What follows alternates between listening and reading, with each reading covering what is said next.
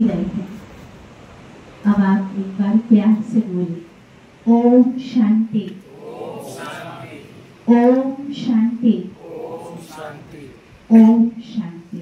ओम शांति। सर्वप्रथम आज के इस कार्यक्रम के आयोजक भ्राता Shri Sanjeev Azad ji, assistant director MSME, मैं आपका बहुत धन्यवाद करती हूँ जो आपने अंतर्राष्ट्रीय योग दिवस के उपलक्ष्य में ये सुंदर जागरूकता का कार्यक्रम सभी के लिए आयोजित किया और हमें यहाँ आने का मौका दिया। इसके लिए पुनः आपका बहुत बहुत धन्यवाद है।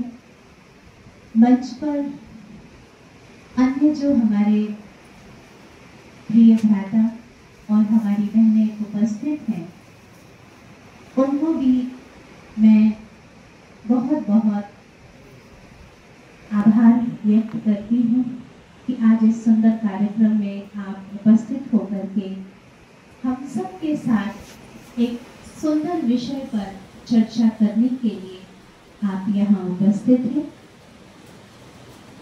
जैसा कि हमारे पूर्व के वक्ताओं ने बार बार ये चर्चा की कि हमारे जीवन में योग की क्या आवश्यकता है।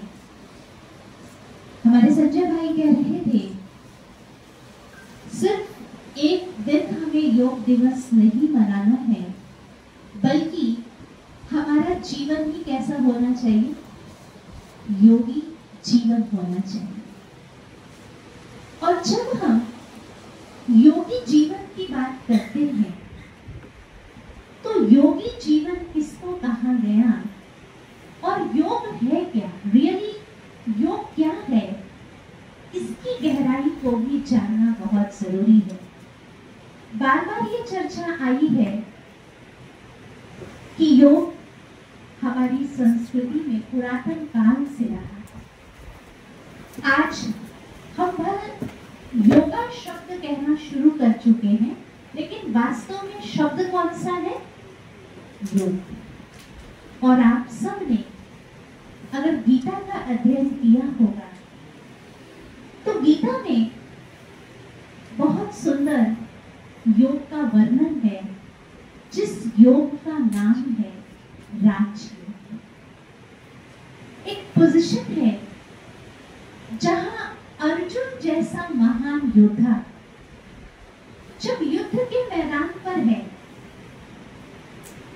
जैसे ही महाभारत युद्ध की घोषणा हुई, युद्ध का शंखनाद बजा, वैसे ही अर्जुन जैसे महान योद्धा का मन विषाद से ग्रसित होने लगा। उसको युद्ध एक घृणित कार्य लगने लगा और वो भगवान से ये दलील करने लगा कि मैं युद्ध नहीं करूंगा।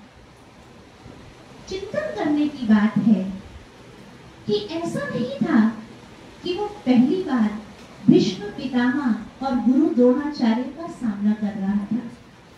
उसने कई बार अज्ञातवास में भी अकेले उनका सामना किया था, लेकिन उस समय उसको विषाद पैदा नहीं हुआ। उस समय अर्जुन की मनस्थिति शीतलता वाली नहीं थी। लेकिन महाभारत युद्ध के समय ऐसा क्यों हुआ? आप में से कोई इसका आंसर देगा? ऐसा क्यों हुआ? वो डिलेमा वाली फेज क्यों थी? हाँ जी, यस, बहुत अच्छा, बहन ने बहुत अच्छी बात कही कि अर्जुन की इस मनस्थिति का कारण था अर्जुन के मन में उत्पन्न होने वाला मोह। ऐसा नहीं था कि अर्जुन को भगवान की शक्ति पर भरोसा नहीं था, और ऐसा भी नहीं था कि अर्जुन को अपनी शक्ति पर भरोसा नहीं था। उसे अपनी शक्ति पर भी फुल फेथ था और स्वयं साथ ही उसके भगवान थे। फिर भी वो डिलेमा की फेज में था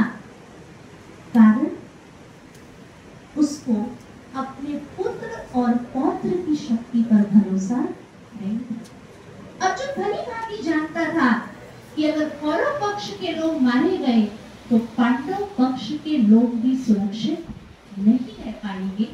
इसलिए मैं ऐसा युद्ध नहीं करूंगा जहां मेरे अपने मारे गए और फिर मैं विजेता बन जाऊं, तो मुझे ऐसा राज्य नहीं चाहिए। ठीक है, एक तरफ अर्जुन की वो मनस्थिति जहां अपनों के प्रति उसके मन में मोह है और वो मोह विषाद का कारण बन रहा है।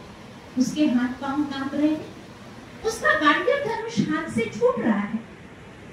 ये एक ऐसी ही मनस्थिति है जो आज के मनुष्य के अंदर भी पैदा होती है जब वो डिप्रेशन में होगा। होती है या नहीं? उसको पसीना आने लगता है। कई बार आप देखेंगे कि उसके हाथ पांव में शिवरिंग होना शुरू हो जाती है। क्या भगवान ने अर्जुन को कोई ब्लड प्रेशर की गोली दी क्या? या भगवान ने अर्जुन को कहा अभी बैठ करके अब कपालभाति करो? हाँ, नहीं। क्या कहा? क्या कहा? ऐसे डिलेमा वाली फेज में सबसे पहले भगवान ने अर्जुन को वो ज्ञान दिया जो उसकी कमजोर मानसिकता का कारण बन रहा था। वो ये था कि अर्जुन भयभीत है अपनों के मारे जाने से, और वहीं भगवान उसको ज्ञान दे रहे हैं कि जिन लोगों के मारे जाने की तुम चिंता कर रहे हो वो पहले से मरे हुए। क्यों? क्योंकि भगवान सिखा रहे हैं मृत्यु शरीर की होती है और हम शरीर नहीं हैं, हम